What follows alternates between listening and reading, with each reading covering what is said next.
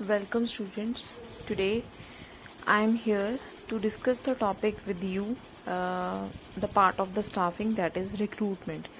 We have already discussed in the previous videos the process of the staffing, meaning of the staffing, features of staffing, as well as the importance of the staffing. Now we are going to discuss the one of the important part of the staffing, that is the recruitment. What is recruitment? First of all, what is the meaning of the recruitment? It is a process of searching for the prospective employees and stimulating them to apply for jobs in the organization.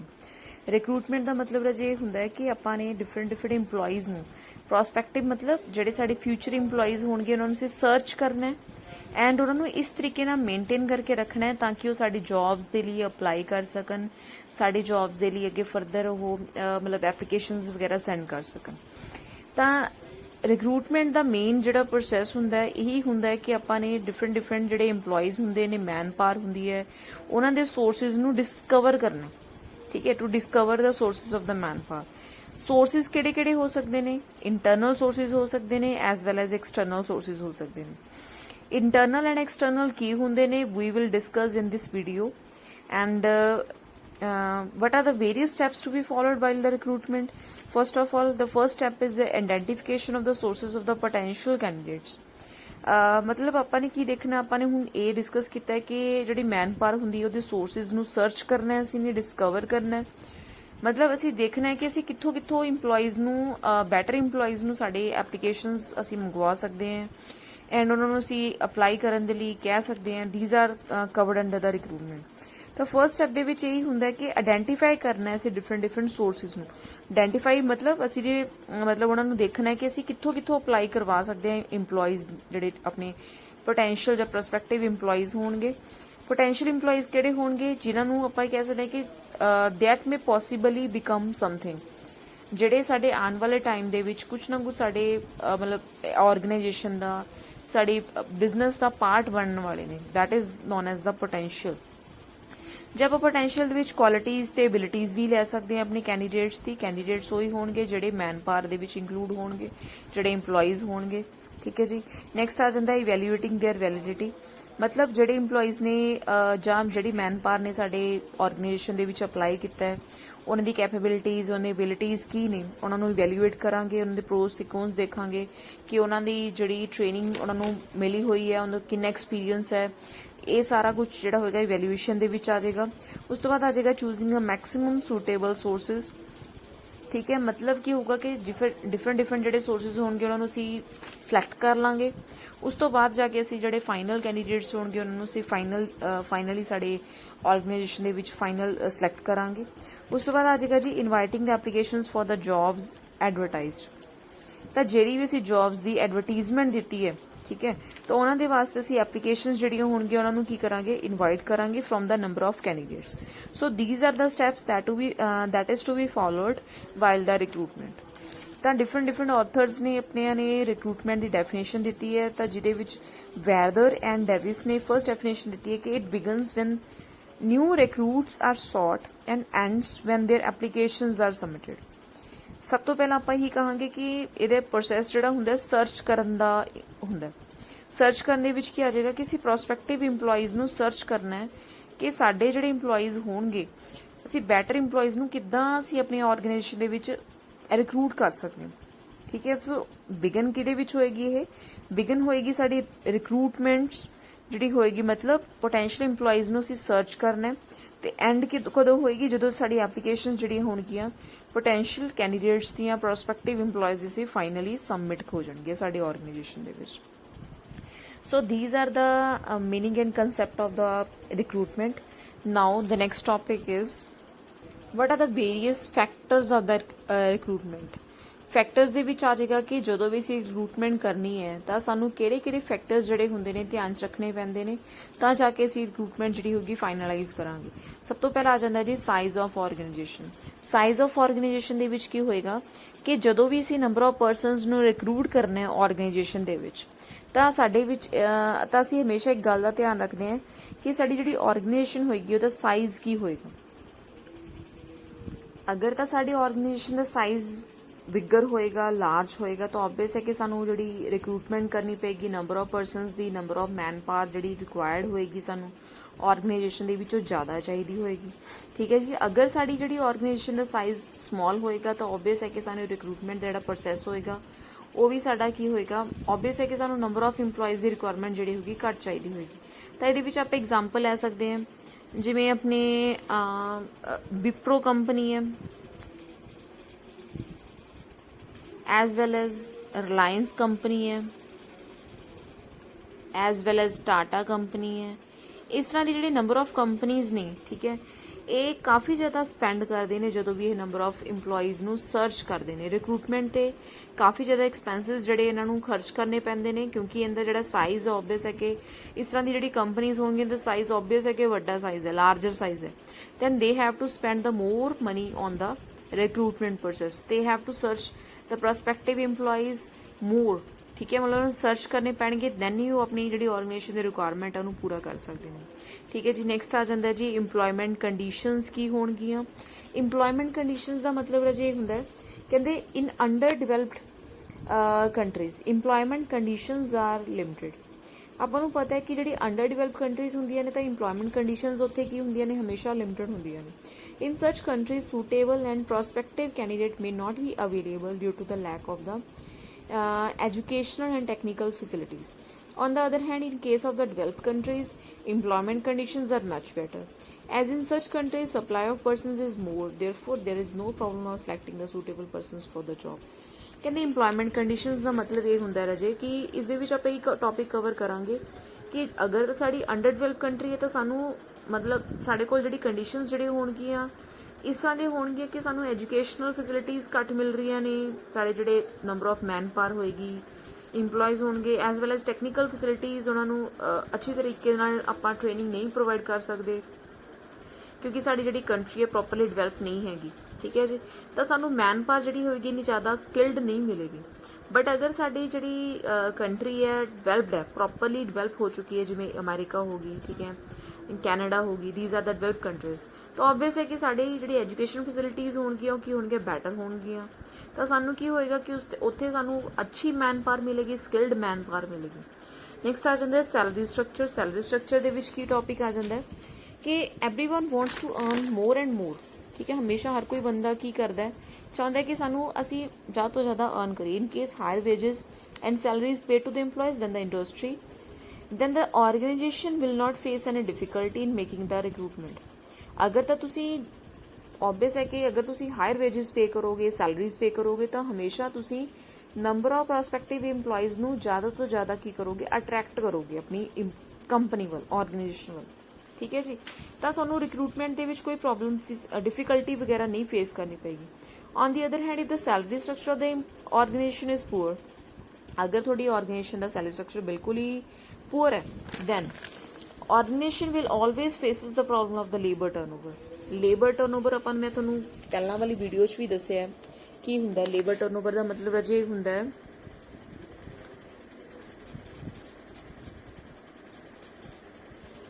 Labour turnover ਦਾ ਮਤਲਬ ਹੁੰਦਾ ਹੈ ਕਿ number of EMPLOYEES ਇੱਕ job ਨੂੰ ਛੱਡ ਕੇ ਦੂਸਰੀ job ਛੱਡ ਮਤਲਬ ਜਾ ਰਹੇ ਨੇ। ਤਾਂ ਆਬਵੀਅਸ ਹੈ ਕਿ ਇੱਕ ਜੌਬ ਜਦੋਂ ਉਹਨਾਂ ਨੇ ਕੀਤੀ ਤਾਂ ਸਾਨੂੰ ਪ੍ਰੋਪਰ ਇੱਕ ਪ੍ਰੋਸੈਸ ਜਿਹੜਾ ਸਾਡਾ ਸਟਾਫਿੰਗ ਦਾ ਉਹ ਪੂਰਾ ਕਰਨਾ ਪੈ ਰਿਹਾ, ਤਾਂ ਸਾਡੇ ਐਕਸਪੈਂਸਿਸ ਹੋ ਰਹੇ ਨੇ। ਅਗਰ ਉਹ ਸਾਡੇ EMPLOYEES ਸਾਡੇ ਤੋਂ ਮਤਲਬ ਸਾਡੀ ਕੰਡੀਸ਼ਨਸ ਨੂੰ ਅਸੈਪਟ ਨਹੀਂ ਕਰ ਪਾ ਰਹੇ, ਅਸੀਂ ਉਹਨਾਂ ਨੂੰ ਅੱਛਾ ਸਟਰਕਚਰ ਮਤਲਬ ਸੈਲਰੀ ਸਟਰਕਚਰ ਨਹੀਂ ਪ੍ਰੋਵਾਈਡ ਕਰ ਪਾ ਰਹੇ, ਤਾਂ ਆਬਵੀਅਸ ਹੈ ਕਿ ਉਹ ਸਾਡੀ ਜੌਬ ਨੂੰ ਛੱਡ ਕੇ ਚਲੇ ਜਾਣਗੇ। ਤਾਂ ਸਾਡੀ ਜਿਹੜੀ ਲੇਬਰ ਹੋਏਗੀ ਉਸ 'ਤੇ ਸਾਨੂੰ ਖਰਚਾ ਡਬਲ ਕਰਨਾ ਪਏਗਾ ਕਿਉਂਕਿ ਸਾਨੂੰ ਨਿਊ ਰਿਕਰੂਟਮੈਂਟ ਕਰਨੀ ਪਏਗੀ, ਦੈਨ ਅਗੇਨ ਸੇਮ ਪ੍ਰੋਸੈਸ ਸਾਨੂੰ ਫੋਲੋ ਕਰਨਾ ਪਏਗਾ। ਤਾਂ ਆਬਵੀਅਸ ਹੈ ਕਿ ਸੈਲਰੀ ਸਟਰਕਚਰ ਸਾਡਾ ਬੈਟਰ ਹੋਣਾ ਚਾਹੀਦਾ ਹੈ। ਅਗਰ ਸੈਲਰੀ ਸਟਰਕਚਰ ਬੈਟਰ ਹੋਏਗਾ ਦੈਨ ਹੀ ਅਸੀਂ EMPLOYEES ਨੂੰ ਪ੍ਰੋਸਪੈਕਟਿਵ ਜਿਹੜੇ ਗੁੱਡ EMPLOYEES ਨੇ ਉਹਨਾਂ ਨੂੰ ਅਸੀਂ ਕੀ ਕਰ ਸਕਦੇ ਹਾਂ, ਅਟਰੈਕਟ ਕਰ ਸਕਦੇ ਹਾਂ। ਨੈਕਸਟ ਆ ਜਾਂਦਾ ਜੀ ਵਰਕਿੰਗ ਕੰਡੀਸ਼ਨਸ। ਵਰਕਿੰਗ ਕੰਡੀਸ਼ਨਸ ਦੇ ਵਿੱਚ ਕੀ ਆ ਜਾਂਦਾ, not only the salary structure but working conditions prevailing in the organization such as the proper lighting होगी, ventilation, safety of workers होगी, sanitation etc. are also going to affect a lot of recruitment policy of the organization. If the working conditions of the organization are good, then the worker will be satisfied with the job and he may not be like to leave the job.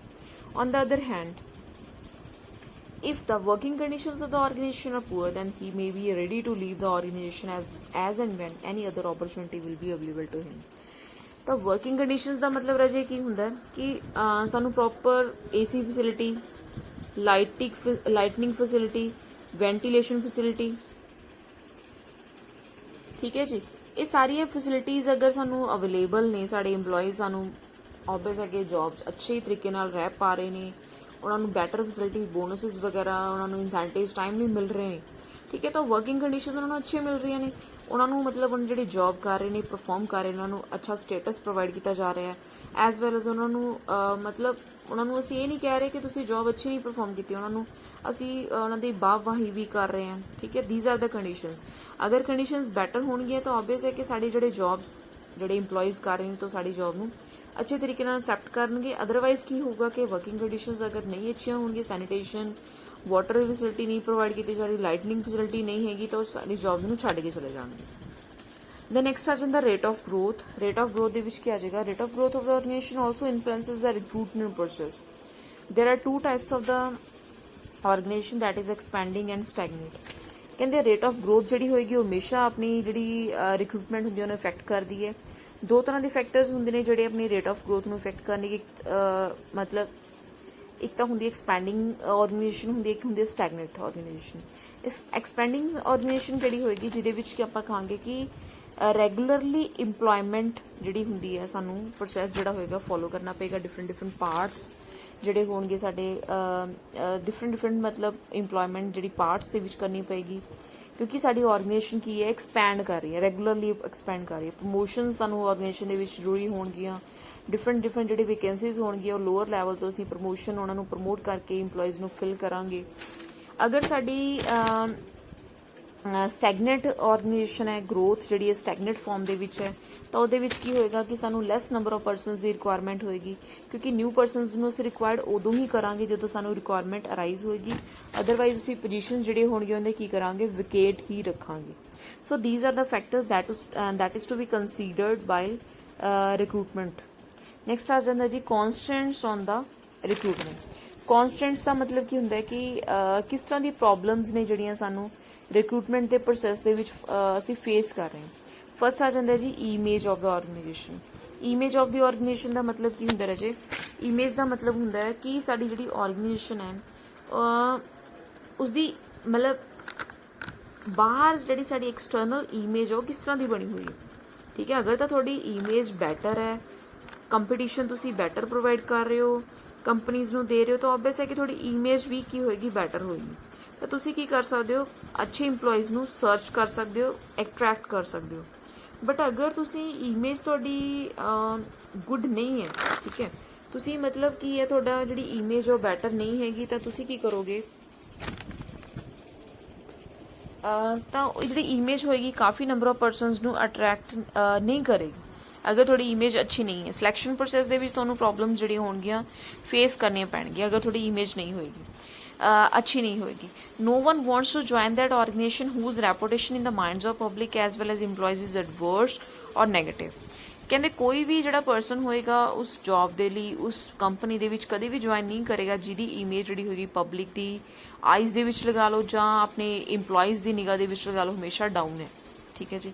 So reasons for the adverse reputation can be due to the undesirable attitude of the management, bad working conditions. Even after offering the higher wages, such organization will not be able to get the sufficient number of personnel. Sometime ਕੀ ਹੁੰਦਾ ਕਿ ਤੁਹਾਡੀ ਜਿਹੜੀ image ਬਣੀ ਹੋਈ ਹੈ ਉਹ ਕਾਫੀ conditions ਮਤਲਬ ਇਸ ਤਰ੍ਹਾਂ ਦੀਆਂ ਹੁੰਦੀਆਂ ਨੇ ਜਿਹੜੀਆਂ ਤੁਸੀਂ ਅਟਰੈਕਟ ਨਹੀਂ ਕਰ ਪਾਉਂਦੇ, ਕਿਉਂਕਿ ਤੁਸੀਂ ਵਰਕਿੰਗ ਕੰਡੀਸ਼ਨਸ ਅੱਛੀਆਂ ਨਹੀਂ ਦੇ ਪਾ ਰਹੇ ਹੋ, ਸੈਲਰੀ ਸਟਰਕਚਰ ਤੁਹਾਡਾ ਅੱਛਾ ਨਹੀਂ ਹੈ। ਅਗਰ ਤੁਸੀਂ ਸੈਲਰੀ ਸਟਰਕਚਰ ਅੱਛਾ ਵੀ ਦੇ ਰਹੇ ਹੋ ਬਟ ਫਿਰ ਵੀ ਤੁਹਾਡੀ ਵਰਕਿੰਗ ਕੰਡੀਸ਼ਨਸ ਅੱਛੀਆਂ ਨਹੀਂ ਹੈਗੀਆਂ, ਦੈਨ ਵੀ ਤੁਹਾਡੀ ਇਮੇਜ ਜਿਹੜੀ ਹੋਏਗੀ ਇੰਪਲੋਈਜ਼ ਦੀ ਨਿਗਾਹ ਦੇ ਵਿੱਚ ਹਮੇਸ਼ਾ ਡਾਊਨ ਹੋਏਗੀ। ਦੈਨ ਤੁਸੀਂ ਪ੍ਰੋਸਪੈਕਟਿਵ ਜਿਹੜੇ ਗੁੱਡ ਇੰਪਲੋਈਜ਼ ਹੋਣਗੇ ਉਹਨਾਂ ਨੂੰ ਅਟਰੈਕਟ ਨਹੀਂ ਕਰ ਸਕਦੇ, ਠੀਕ ਹੈ ਜੀ। So this is the constant on the recruitment ਜਾਂ ਪ੍ਰੋਬਲਮ ਜਿਹੜੀ ਹੁੰਦੀ ਹੈ ਸਾਨੂੰ ਫੇਸ ਕਰਨੀ ਪੈਂਦੀ ਹੈ। ਨੈਕਸਟ ਆ ਜਾਂਦਾ ਜੀ ਵਰਕਿੰਗ ਇਨਵਾਇਰਮੈਂਟ। ਵਰਕਿੰਗ ਇਨਵਾਇਰਮੈਂਟ ਜਿਹੜਾ ਹੁੰਦਾ ਹਮੇਸ਼ਾ ਅੱਛਾ ਰੋਲ ਪਲੇ ਕਰਦਾ ਜਦੋਂ ਵੀ ਅਸੀਂ ਰਿਕਰੂਟਮੈਂਟ ਜਾਂ ਨੰਬਰ ਆਫ ਪਰਸਨਸ ਨੂੰ ਅਸੀਂ ਸਿਲੈਕਟ ਕਰਦੇ ਹਾਂ। ਇਹ the working environment is not good, tensionable ਹੈ, ਠੀਕ ਹੈ, ਪ੍ਰੈਸ਼ਰਾਈਜ਼ਡ ਹੈ, ਲੈਕ ਆਫ ਪ੍ਰਮੋਸ਼ਨਲ ਓਪਰਚੁਨਿਟੀਜ਼ ਨੇ, then only sir just few persons ਜਿਹੜੇ ਹੋਣਗੇ ਉਹ ਸਾਡੀ ਆਰਗੇਨਾਈਜੇਸ਼ਨ ਦੇ ਵਿੱਚ ਰਿਕਰੂਟਮੈਂਟ ਦੇ ਵਿੱਚ ਸਾਨੂੰ ਕੀ ਕਰਨਗੇ, ਅਟਰੈਕਟ ਕਰਾਂਗੇ ਅਸੀਂ ਉਹਨਾਂ ਨੂੰ। ਅਗਰ ਵਰਕਿੰਗ ਇਨਵਾਇਰਮੈਂਟ ਜਿਹੜਾ ਹਿਊਮਨ ਫਰੈਂਡਲੀ ਹੈ, ਵਰਕਿੰਗ ਇਨਵਾਇਰਮੈਂਟ ਮਤਲਬ ਟੈਨਸ਼ਨਫੁਲ ਨਹੀਂ ਹੈਗਾ, ਜਾਂ ਅਸੀਂ ਪ੍ਰੈਸ਼ਰਾਈਜ਼ਡ ਉਹਨਾਂ ਨੂੰ ਪ੍ਰੈਸ਼ਰ ਨਹੀਂ ਕੀਤਾ ਜਾ ਰਿਹਾ ਕਿ ਤੁਸੀਂ ਨੇ ਬਈ ਕੰਮ ਜਿਹੜਾ ਸਾਨੂੰ ਆਰਡਰ ਦੇ ਅਕੋਰਡਿੰਗਲੀ ਪਰਫਾਰਮ ਕਰਕੇ ਦੇਣਾ, ਤਾਂ ਓਬਵੀਅਸ ਹੈ ਕਿ ਸਾਡੇ ਜਿਹੜੇ ਇੰਪਲੋਈਜ਼ ਹੋਣਗੇ ਅਸੀਂ ਉਹਨਾਂ ਨੂੰ ਨੰਬਰ ਆਫ ਇੰਪਲੋਈਜ਼ ਨੂੰ ਅਟਰੈਕਟ ਕਰਾਂਗੇ, ਤੇ ਸਾਡੀ ਜੌਬਸ ਜਿਹੜੀ ਹੋਣਗੇ, ਲੇਬਰ ਟਰਨਓਵਰ ਜਿਹੜਾ ਰੇਟ ਹੋਏਗਾ ਹਮੇਸ਼ਾ ਡਾਊਨ ਹੋਏਗਾ।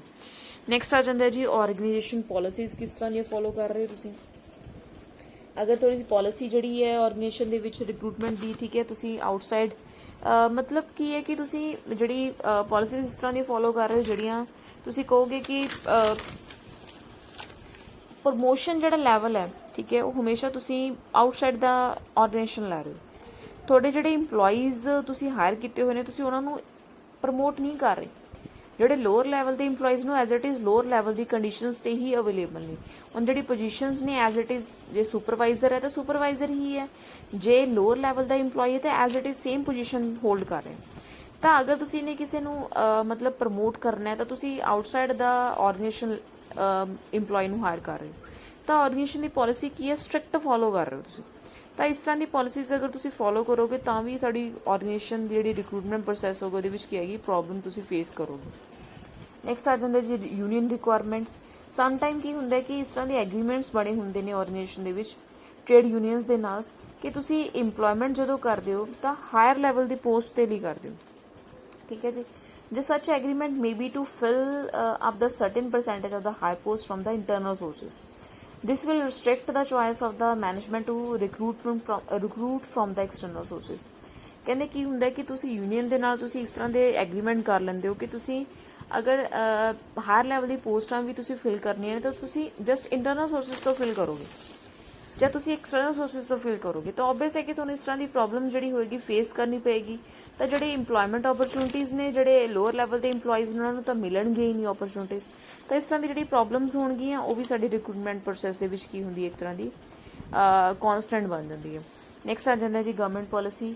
ਗਵਰਨਮੈਂਟ ਪੋਲਿਸੀ ਜਿਹੜੀ ਹੁੰਦੀ ਉਹ ਵੀ ਕੌਨਸਟੈਂਟ ਦੇ ਤੌਰ 'ਤੇ ਕੰਮ ਕਰਦੀ ਹੈ। ਜਦੋਂ ਆਪਾਂ ਕਹਿ ਦਈਏ ਕਿ ਕੋਟਾ ਫਿਕਸ ਕੀਤਾ ਗਵਰਨਮੈਂਟ ਨੇ, ਠੀਕ ਹੈ, ਜਾਂ ਆਪਾਂ ਕਹਿ ਦਈਏ such quota may be regarding reservation for the schedule caste OBC and other specified category and for weaker sections of the society, such policy may restrict the choice of the management to recruit freely।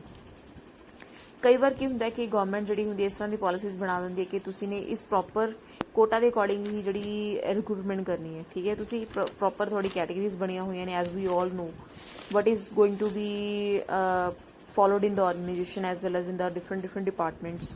ਸੋ ਇਹਦੇ ਵਿੱਚ ਕੀ ਹੁੰਦਾ ਕਿ ਉਸ ਦੇ according ਹੀ ਸਾਨੂੰ ਜਿਹੜੀ organisation ਦੇ ਵਿੱਚ ਫੋਲੋ ਮਤਲਬ ਰਿਕਰੂਟਮੈਂਟ ਜਿਹੜੀ ਹੋਗੀ ਕਰਨੀ ਪਏਗੀ। ਜਿਵੇਂ ਸ਼ਡਿਊਲ ਕਾਸਟ ਦਾ ਕੋਟਾ ਅਲੱਗ ਫਿਕਸ ਕੀਤਾ ਹੋਇਆ, OBC ਕੈਟੇਗਰੀ ਦਾ ਅਲੱਗ ਫਿਕਸ ਕੀਤਾ ਹੋਇਆ, ਵੀਕਰ ਸੈਕਸ਼ਨਸ ਦਾ ਅਲੱਗ ਫਿਕਸ ਕੀਤਾ ਹੋਇਆ। ਤਾਂ ਇਹ ਵੀ ਜਿਹੜੀ ਪ੍ਰੋਬਲਮ ਹੁੰਦੀ ਹੈ ਜਿਹੜੀ ਮੈਨੇਜਮੈਂਟ ਨੂੰ ਫੇਸ ਕਰਨੀ ਪੈਂਦੀ ਹੈ ਕਿ ਤੁਸੀਂ ਜਿਹੜੇ ਆਪਣੇ ਅੱਛੇ ਇੰਪਲੋਈਜ਼ ਹੁੰਦੇ ਨੇ ਸਮ ਟਾਈਮ ਕੀ ਹੁੰਦਾ ਕਿ ਉਹਨਾਂ ਨੂੰ ਤੁਸੀਂ ਰਿਕਰੂਟ ਨਹੀਂ ਕਰ ਪਾਉਂਦੇ, ਤੁਹਾਨੂੰ ਕੋਟਾ ਦੇ ਅਕੋਰਡਿੰਗਲੀ ਹੀ ਜਿਹੜੀ ਰਿਕਰੂਟਮੈਂਟ ਜਿਹੜੀ ਹੁੰਦੀ ਹੈ ਪ੍ਰੋਸੈਸ ਜਿਹੜਾ ਹੁੰਦਾ ਉਹ ਕਰਨਾ ਪੈਂਦਾ।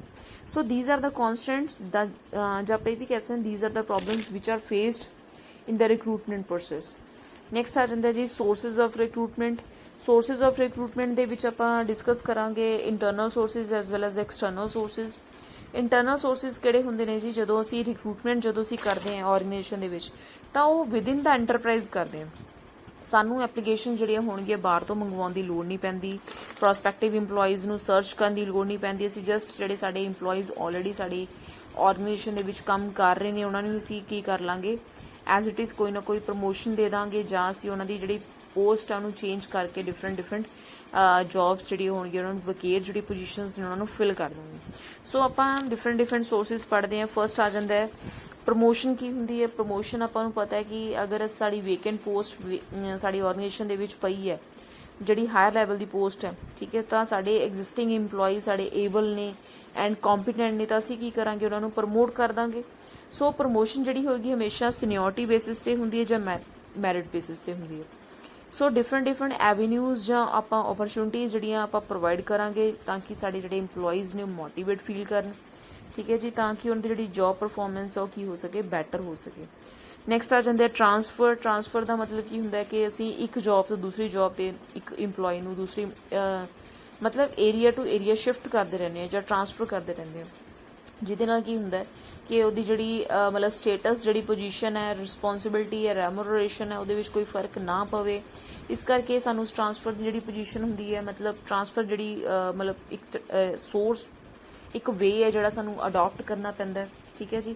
ਸੋ ਆਪਾਂ ਇਹ ਵੀ ਕਹਿ ਸਕਦੇ ਹਾਂ ਜਿਹੜੀ ਵੇਕੈਂਟ ਪੋਜੀਸ਼ਨਸ ਹੁੰਦੀਆਂ ਉਹਨਾਂ ਨੂੰ ਫਿਲ ਅਪ ਕਰ ਸਕਦੇ ਹਾਂ ਟਰਾਂਸਫਰ ਦੇ ਥਰੂ। ਨੈਕਸਟ ਆ ਜਾਂਦਾ ਜੀ ਇੰਪਲੋਈ ਰੈਫਰਲਸ। ਇੰਪਲੋਈ ਰੈਫਰਲਸ ਦਾ ਮਤਲਬ ਕੀ ਹੁੰਦਾ ਹੈ? It is one of the most effective methods of the recruiting the employees, as many qualified and the well suited persons reach the organization at very low cost। ਇਹਦੇ ਵਿੱਚ ਕੀ ਹੁੰਦਾ ਕਿ ਇਹ ਸਭ ਤੋਂ ਬੈਸਟ ਮੈਥਡ ਜਾਂ ਇਫੈਕਟਿਵ ਮੈਥਡ ਮੰਨਿਆ ਜਾਂਦਾ, ਜਿਹਦੇ ਵਿੱਚ ਕੀ ਹੁੰਦਾ ਕਿ ਸਮਟਾਈਮ ਕੀ ਹੁੰਦਾ ਕਿ ਸਾਨੂੰ ਅੱਛੇ ਤੋਂ ਅੱਛੇ ਇੰਪਲੋਈਜ਼ ਜਿਹੜੇ ਹੁੰਦੇ ਨੇ ਉਹ ਸਾਨੂੰ ਬੈਟਰ ਵੇ ਦੇ ਨਾਲ, ਮਤਲਬ ਸਾਨੂੰ ਬਿਨਾਂ ਕੋਈ ਕੋਸਟ ਇੰਕਰ ਕੀਤੇ, ਬਿਨਾਂ ਕੋਈ ਐਕਸਪੈਂਸਿਸ ਇੰਕਰ ਕੀਤੇ ਸਾਨੂੰ ਅੱਛੇ ਇੰਪਲੋਈਜ਼ ਜਿਹੜੇ ਹੁੰਦੇ ਨੇ ਮਿਲ ਜਾਂਦੇ ਨੇ। ਕਿੱਦਾਂ ਮਿਲ ਜਾਂਦੇ ਨੇ ਜੀ? Most employees know about the requirements of the vacant job, ਕਿਉਂਕਿ ਮੋਸਟਲੀ ਇੰਪਲੋਈਜ਼ ਜਿਹੜੇ ਹੁੰਦੇ ਉਹਨਾਂ ਨੂੰ ਸਭ ਨੂੰ ਪਤਾ ਹੁੰਦਾ ਕਿ ਸਾਡੀ ਆਰਗੇਨਾਈਜੇਸ਼ਨ ਦੇ ਵਿੱਚ ਕੋਈ ਇਸ ਤਰ੍ਹਾਂ ਦੀ ਜੋਬ ਵੇਕੈਂਟ ਹੈਗੀ ਹੈ। ਤਾਂ ਅਸੀਂ ਕੀ ਕਰਦੇ ਹਾਂ, ਓਬਵੀਅਸ ਹੈ ਕਿ ਅਸੀਂ ਮਤਲਬ ਕਿਸੇ ਨਾ ਕਿਸੇ ਇੰਪਲੋਈ ਦਾ ਰੈਫਰੈਂਸ ਦੇ ਦਿੰਦੇ ਹਾਂ ਕਿ ਸਾਡਾ ਕੋਈ ਫਰੈਂਡ ਹੈ ਜਿਹੜਾ ਇਸ ਜੋਬ ਨੂੰ ਅੱਛੇ ਤਰੀਕੇ ਨਾਲ ਪਰਫਾਰਮ ਕਰ ਸਕਦਾ। ਤਾਂ ਰੈਫਰੈਂਸ ਦੇ ਨਾਲ ਅਗਰ ਅਸੀਂ ਕੋਈ ਪੋਜੀਸ਼ਨ ਨੂੰ ਜਾਂ ਅਸੀਂ ਵੇਕੈਂਟ ਪੋਜੀਸ਼ਨ ਨੂੰ ਅਸੀਂ ਫਿਲ ਕਰ ਰਹੇ ਹਾਂ, that is known as a employee reference. Next ਆ ਜਾਂਦਾ ਜੀ ਐਕਸ ਇੰਪਲੋਈਜ਼। ਐਕਸ ਇੰਪਲੋਈਜ਼ ਕਿਹੜੇ ਹੁੰਦੇ ਨੇ? Sometimes it may happen that who have left their job earlier or retired are willing to rejoin the company. ਕਹਿੰਦੇ ਕੀ ਹੁੰਦਾ ਕਿ ਕਈ ਵਾਰ ਕੀ ਹੁੰਦਾ ਕਿ ਕਈ ਇਸ ਤਰ੍ਹਾਂ ਦੇ ਇੰਪਲੋਈਜ਼ ਹੁੰਦੇ ਨੇ ਕਿ ਜਿਹੜੇ ਜੋਬ ਨੂੰ ਛੱਡ ਕੇ ਚਲੇ ਜਾਂਦੇ ਨੇ, ਜਾਂ ਕਈ ਇਸ ਤਰ੍ਹਾਂ ਦੇ ਜੋਬ ਮਤਲਬ ਇੰਪਲੋਈਜ਼ ਹੁੰਦੇ ਨੇ ਜਿਹੜੇ ਰਿਟਾਇਰ ਹੋ ਜਾਂਦੇ ਨੇ। ਠੀਕ ਹੈ ਜੀ। So either they are willing to come back or they are recommended someone who is willing work for the company. In such case, organization accompany them priority because their performance is already known and the organization gets sources of the fully trained, competent, capable and experienced employees। ਇਹਦੇ ਵਿੱਚ ਕੀ ਹੁੰਦਾ ਰਾਜੇ ਕਿ ਜਿਹੜੇ X employees ਹੁੰਦੇ ਨੇ, ਜਿਹੜੇ already ਸਾਡੀ ਆਰਗੇਨਾਈਜੇਸ਼ਨ ਦੇ ਵਿੱਚ ਕੰਮ ਕਰ ਰਹੇ ਹੁੰਦੇ ਨੇ ਜਾਂ ਸਾਡੀ ਜੌਬ ਨੂੰ ਛੱਡ ਕੇ ਜਾ ਚੁੱਕੇ ਹੁੰਦੇ ਨੇ, ਉਹ ਕਈ ਵਾਰ ਕੀ ਹੁੰਦਾ ਕਿ ਵਿਲਿੰਗ ਹੁੰਦੇ ਨੇ ਆਰਗੇਨਾਈਜੇਸ਼ਨ ਦੇ ਵਿੱਚ ਰੀਜੁਆਇਨ ਕਰਨ ਦੇ ਵੀ। ਤਾਂ ਉਹਨਾਂ ਨੂੰ ਵੀ ਅਸੀਂ ਕੀ ਕਰ ਸਕਦੇ ਹਾਂ, ਹਾਇਰ ਕਰ ਸਕਦੇ ਹਾਂ ਅਗਰ ਸਾਨੂੰ ਲੱਗਦਾ ਕਿ ਕੋਈ vacant position as it is ਪਈ ਹੈ। ਜਾਂ ਸਾਨੂੰ ਇਹ ਵੀ ਹੁੰਦਾ ਕਿ ਸਾਨੂੰ ਬਿਨਾਂ ਕੋਈ ਕਾਸਟ ਇੰਕਰ ਕੀਤੇ, ਕੋਈ ਐਕਸਪੈਂਸਿਸ ਇੰਕਰ ਕੀਤੇ ਅਸੀਂ ਆਪਣੀ ਜੌਬਸ ਨੂੰ ਫਿਲ ਕਰ ਸਕਦੇ ਹਾਂ। ਠੀਕ ਹੈ ਜੀ। ਕਿਉਂਕਿ ਸਾਨੂੰ ਟ੍ਰੇਨਿੰਗ ਦੇ ਉੱਤੇ ਹੋ ਗਿਆ, ਠੀਕ ਹੈ, ਸਾਨੂੰ ਮਤਲਬ ਖਰਚਾ ਨਹੀਂ ਕਰਨਾ ਪਏਗਾ। ਸਾਨੂੰ ਜਿਹੜੇ ਐਕਸ ਇੰਪਲੋਈ ਸਾਨੂੰ ਉਹਨਾਂ ਦੀ ਮਤਲਬ ਕੈਪੇਬਿਲਿਟੀਜ਼ ਦਾ, ਐਬਿਲਿਟੀਜ਼ ਦਾ ਪਤਾ ਹੁੰਦਾ। ਨੈਕਸਟ ਆ ਜਾਂਦਾ ਡਿਮੋਸ਼ਨ। ਡਿਮੋਸ਼ਨ ਦਾ ਮਤਲਬ ਕੀ ਹੁੰਦਾ ਕਿ ਸਮਟਾਈਮ ਡਿਫਲੇਸ਼ਨਰੀ ਕੰਡੀਸ਼ਨਸ ਇਸ ਤਰ੍ਹਾਂ ਦੀਆਂ ਹੁੰਦੀਆਂ ਨੇ ਕਿ ਪ੍ਰਮੋਟਡ ਇੰਪਲੋਈਜ਼ ਜਿਹੜੇ ਹੁੰਦੇ ਨੇ ਡਿਮੋਟਡ ਕਰਨਾ ਪੈਂਦਾ ਓਰੀਜਨਲ ਪੋਸਟ ਦੇ ਉੱਤੇ। ਮਤਲਬ ਕੀ ਹੁੰਦਾ ਕਿ ਜਿਹੜੇ ਇੱਕ ਵਾਰੀ ਆਪਾਂ ਨੇ ਕਿਸੇ ਨੂੰ ਪ੍ਰਮੋਸ਼ਨ ਦੇਤੀ, ਠੀਕ ਹੈ, ਸਮਟਾਈਮ ਕੀ ਹੁੰਦਾ ਕਿ ਸਾਡੀ ਕੰਡੀਸ਼ਨ ਇਸ ਤਰ੍ਹਾਂ ਦੀ ਆ ਗਈ ਕਿ ਸਾਨੂੰ ਮਤਲਬ ਕੰਪਨੀ ਇਸ ਤਰ੍ਹਾਂ ਦੀ ਕੰਡੀਸ਼ਨ ਦੇ ਵਿੱਚ ਹੈ ਕਿ ਸਾਨੂੰ ਅਸੀਂ ਉਹਦੀ ਸੈਲਰੀਜ਼ ਨੂੰ ਪ੍ਰੋਪਰਲੀ ਨਹੀਂ ਪੇ ਕਰ ਪਾ ਰਹੇ। ਠੀਕ ਹੈ, ਸਾਡੇ ਤੇ ਖਰਚੇ ਇੰਨੇ ਜ਼ਿਆਦਾ ਵੱਧ ਚੁੱਕੇ ਨੇ ਕਿ ਅਸੀਂ ਸੈਲਰੀਜ਼ ਨਹੀਂ ਪੇ ਕਰ ਪਾ ਰਹੇ, ਤਾਂ ਅਸੀਂ ਉਸ ਪੋਜੀਸ਼ਨ ਨੂੰ ਕੀ ਕਰ ਦਾਂਗੇ, ਡਿਮੋਟ ਕਰ ਦਾਂਗੇ। ਮਤਲਬ ਜਿਹੜੇ ਇੰਪਲੋਈਜ਼ ਨੂੰ ਅਸੀਂ ਪ੍ਰਮੋਟ ਕੀਤਾ ਉਹਨਾਂ ਨੂੰ ਉਸੇ ਪੁਰਾਣੀ ਪੋਜੀਸ਼ਨ ਤੇ ਲੈ ਆਵਾਂਗੇ। ਠੀਕ ਹੈ ਜੀ। ਤਾਂ ਡਿਮੋਸ਼ਨ ਉਹਨੂੰ ਕਿਹਾ ਜਾਂਦਾ ਹੈ ਜਦੋਂ ਸਾਡੀ ਡਿਫਲੇਸ਼ਨਰੀ ਕੰਡੀਸ਼ਨਸ ਹੋਣਗੀਆਂ, ਜਦੋਂ ਸਾਡੀ ਕੰਪਨੀ ਪ੍ਰੋਫਿਟਸ ਨਹੀਂ ਮਤਲਬ ਪ੍ਰੋਪਰਲੀ ਅਰਨ ਕਰ ਪਾ ਰਹੀ, ਜਾਂ ਸਾਡੀ ਕੰਡੀਸ਼ਨ ਇਕੋਨਮੀ ਦੀ ਇਸ ਤਰ੍ਹਾਂ ਦੀ ਬਣ ਚੁੱਕੀ ਹੈ ਕਿ ਅਸੀਂ ਮਤਲਬ ਲੌਸਿਸ ਦੇ ਵਿੱਚ ਚੱਲ ਰਹੇ ਹਾਂ। ਠੀਕ ਹੈ, ਸਾਡੀ ਇਕੋਨਮੀ ਡਾਊਨਫਾਲ ਚੱਲ ਰਹੀ ਹੈ, ਤਾਂ ਓਬਵੀਅਸ ਹੈ ਕਿ ਕੰਪਨੀਜ਼ ਵੀ ਡਾਊਨਫਾਲ ਕੰਡੀਸ਼ਨਸ ਦੇ ਵਿੱਚ ਹੋਣਗੀਆਂ। ਤਾਂ ਡਿਮੋਸ਼ਨ ਦੀ ਜਿਹੜੀ ਪਾਲਿਸੀ ਹੁੰਦੀ ਹੈ ਅਡਾਪਟ ਕਰਨੀ ਪੈਂਦੀ ਹੈ। ਠੀਕ ਹੈ ਜੀ। ਸੋ ਡਿਮੋਸ਼ਨ ਜਿਹੜੀ ਹੁੰਦੀ ਹੈ ਜ਼ਿਆਦਾਤਰ ਫੋਲੋ ਨਹੀਂ ਕੀਤੀ ਜਾਂਦੀ। ਕਿਉਂ ਨਹੀਂ ਕੀਤੀ ਜਾਂਦੀ? ਕਿਉਂਕਿ ਇਸ ਦੇ ਨਾਲ ਕੀ ਹੁੰਦਾ ਕਿ ਜਿਹੜੇ ਇੰਪਲੋਈਜ਼ ਹੁੰਦੇ ਨੇ ਉਹਦਾ ਮੋਰਲ ਜਿਹੜਾ ਹੁੰਦਾ, ਮੋਟੀਵੇਸ਼ਨ ਜਿਹੜਾ ਲੈਵਲ ਹੋਏਗਾ ਡਾਊਨ ਚਲਾ ਜਾਂਦਾ। ਸਮ ਟਾਈਮ ਕੀ ਹੁੰਦਾ ਕਿ ਪ੍ਰਮੋਸ਼ਨ ਜਦੋਂ ਅਸੀਂ ਗ੍ਰਾਂਟ ਕਰਦੇ ਹਾਂ ਕਿਸੇ ਇੰਪਲੋਈ ਨੂੰ, ਤਾਂ ਉਹ ਕੀ ਹੁੰਦਾ ਕਿ ਉਹਦੇ ਨਾਲ ਉਹਦੀ ਮੋਟੀਵੇਸ਼ਨਲ ਲੈਵਲ ਜਿਹੜਾ ਹੁੰਦਾ ਇੰਕਰੀਜ਼ ਕਰਦਾ। ਬਟ ਜਦੋਂ ਡਿਮੋਸ਼ਨ ਕਰਦੇ ਤਾਂ ਸਮ ਟਾਈਮ ਕੀ ਹੁੰਦਾ ਕਿ ਜਿਹੜੇ ਇੰਪਲੋਈਜ਼ ਹੁੰਦੇ ਨੇ ਉਹ ਕੀ ਕਰਦੇ ਨੇ, ਕੋਰਟ ਦੇ ਵਿੱਚ ਵੀ ਜਾ ਸਕਦੇ ਨੇ ਕਿਸੇ ਨਾ ਕਿਸੇ ਰੀਜ਼ਨ ਦੇ ਕਰਕੇ। ਨੈਕਸਟ ਆ ਜਾਂਦਾ ਜੀ ਪ੍ਰੀਵੀਅਸ ਐਪਲੀਕੈਂਟਸ। ਪ੍ਰੀਵੀਅਸ ਐਪਲੀਕੈਂਟਸ ਦਾ ਮਤਲਬ ਕੀ ਹੁੰਦਾ, it is not the internal source in the true sense or as under this method. Those who have previously applied for the jobs are sometimes contacted to join the enterprise. It is a quick and the inexpensive method to fill up an unexpected vacancy. Basically it is suited to fill up the professional openings. Previous applicants ਦਾ ਮਤਲਬ ਅਜੇ ਹੁੰਦਾ ਕਿ ਸਮ time ਕੀ ਹੁੰਦਾ ਕਿ number of applications ਜਦੋਂ ਅਸੀਂ ਰਿਕਰੂਟਮੈਂਟ ਕਰਦੇ ਹਾਂ, ਸੋਰਸਿਸ ਫਾਈਂਡ ਕਰਦੇ ਹਾਂ, ਤਾਂ ਸਾਨੂੰ ਆਈਆਂ ਹੁੰਦੀਆਂ ਨੇ। ਠੀਕ ਹੈ, ਤਾਂ ਬਟ ਅਸੀਂ ਉਹਨਾਂ ਨੂੰ ਕਿਉਂਕਿ ਸਾਡੇ ਕੋਲ ਇੰਨੀਆਂ ਜ਼ਿਆਦਾ ਵੈਕੈਂਸੀਜ਼ ਨਹੀਂ ਹੁੰਦੀਆਂ, ਤਾਂ ਅਸੀਂ ਸਮ ਗੁੱਡ ਜਿਹੜੇ ਇੰਪਲੋਈਜ਼ ਹੁੰਦੇ ਨੇ ਜਾਂ ਸਮ ਗੁੱਡ ਮਤਲਬ ਕੈਂਡੀਡੇਟਸ ਹੋਣਗੇ, ਉਹਨਾਂ ਦੀ ਲਿਸਟ ਪ੍ਰੋਪਰ ਅਸੀਂ ਮੇਨਟੇਨ ਕਰਕੇ ਰੱਖਦੇ ਹਾਂ। ਤਾਂ ਜਦੋਂ ਸਾਨੂੰ ਰਿਕੁਆਇਰਮੈਂਟ ਹੁੰਦੀ ਹੈ, ਠੀਕ ਹੈ, ਤਾਂ ਅਸੀਂ ਉਹਨਾਂ ਨੂੰ ਐਜ਼ ਇਟ ਇਜ਼ ਦੁਬਾਰਾ ਵੀ ਬੁਲਾ ਸਕਦੇ ਹਾਂ ਜਦੋਂ ਸਾਨੂੰ ਲੱਗਦਾ ਹੈ ਕਿ ਇਸ ਤਰ੍ਹਾਂ ਦੇ ਕੈਂਡੀਡੇਟ ਸਾਡੀ ਜੌਬ ਨੂੰ ਫੁੱਲਫਿਲ ਕਰ ਸਕਦੇ ਹਨ ਜਾਂ ਸਾਡੀ ਮਤਲਬ ਸਾਡੀ ਕੰਡੀਸ਼ਨਸ ਨੂੰ ਫੁੱਲਫਿਲ ਕਰ ਰਹੇ ਹਨ। ਸਾਨੂੰ ਇਸ ਤਰ੍ਹਾਂ ਦੀ ਰਿਕੁਆਇਰਮੈਂਟ ਜਿਹੜੀ ਹੋਏਗੀ ਅਸੀਂ ਪ੍ਰੀਵੀਅਸ ਕੈਂਡੀਡੇਟਸ ਤੋਂ ਜਾਂ ਪ੍ਰੀਵੀਅਸ ਐਪਲੀਕੈਂਟਸ ਤੋਂ ਪੂਰਾ ਕਰ ਸਕਦੇ ਹਾਂ। ਨੈਕਸਟ ਆ ਜਾਂਦਾ ਹੈ ਜੀ extension of service. Some time ਕੀ ਹੁੰਦਾ ਕਿ ਕੋਈ ਇਸ ਤਰ੍ਹਾਂ ਦੀ ਐਮਰਜੈਂਟ ਸਿਚੁਏਸ਼ਨਸ ਆ ਜਾਂਦੀਆਂ ਨੇ ਕਿ ਸਾਨੂੰ ਰਿਟਾਇਰਿੰਗ ਜਿਹੜੇ ਇੰਪਲੋਈਜ਼ ਹੁੰਦੇ ਨੇ ਉਹਨਾਂ ਨੂੰ ਵੀ ਐਕਸਟੈਂਡ ਕਰਨਾ ਪੈ ਸਕਦਾ ਹੈ 1 ਜਾਂ 2 ਸਾਲ ਵਾਸਤੇ। ਜਿਵੇਂ ਪੰਜਾਬ ਗਵਰਨਮੈਂਟ ਨੇ ਰੀਸੈਂਟਲੀ ਇੱਕ ਪਾਲਿਸੀ ਅਡਾਪਟ ਕੀਤੀ ਸੀ ਕਿ 58 ਈਅਰਸ ਤੋਂ ਬਾਅਦ ਕੋਈ ਇੰਪਲੋਈ ਹੈ ਜਿਹੜਾ 2 ਈਅਰਸ ਦੀ ਐਕਸਟੈਂਸ਼ਨ ਲੈ ਸਕਦਾ ਹੈ ਜਾਂ 1 ਈਅਰ ਦੀ ਐਕਸਟੈਂਸ਼ਨ ਲੈ ਸਕਦਾ ਹੈ, but now they have ਬੈਨਡ that policy. ਠੀਕ ਹੈ ਜੀ, it is called as extension of the service. ਇਹਨੂੰ ਆਪਾਂ ਐਕਸਟੈਂਸ਼ਨ ਆਫ ਸਰਵਿਸ ਕਿਹਾ ਜਾਂਦਾ ਹੈ, ਬਟ ਇਹ ਇਨਐਕਸਪੈਂਸਿਵ ਹੁੰਦੀ ਹੈ ਕਿਉਂਕਿ ਸਾਨੂੰ ਪ੍ਰੈਜ਼ੈਂਟ ਪੋਸਟ ਨੂੰ ਫਿਲ ਕਰਨ ਦੀ ਲੋੜ ਨਹੀਂ ਪੈਂਦੀ। ਜਿਹੜਾ ਆਲਰੇਡੀ ਇੰਪਲੋਈ ਮਤਲਬ ਵਰਕ ਕਰ ਰਿਹਾ ਹੈ, ਰਿਟਾਇਰਮੈਂਟ ਦੇ ਨੇੜੇ ਪਹੁੰਚ ਚੁੱਕਿਆ ਹੈ, ਠੀਕ ਹੈ ਜੀ, ਉਹ ਸਾਡੀ ਐਜ਼ ਇਟ ਇਜ਼ ਪੋਸਟ ਨੂੰ ਹੋਲਡ ਕਰਕੇ ਰੱਖੇਗਾ। So these are the internal sources. External sources, regarding the external sources we will discuss in the next video.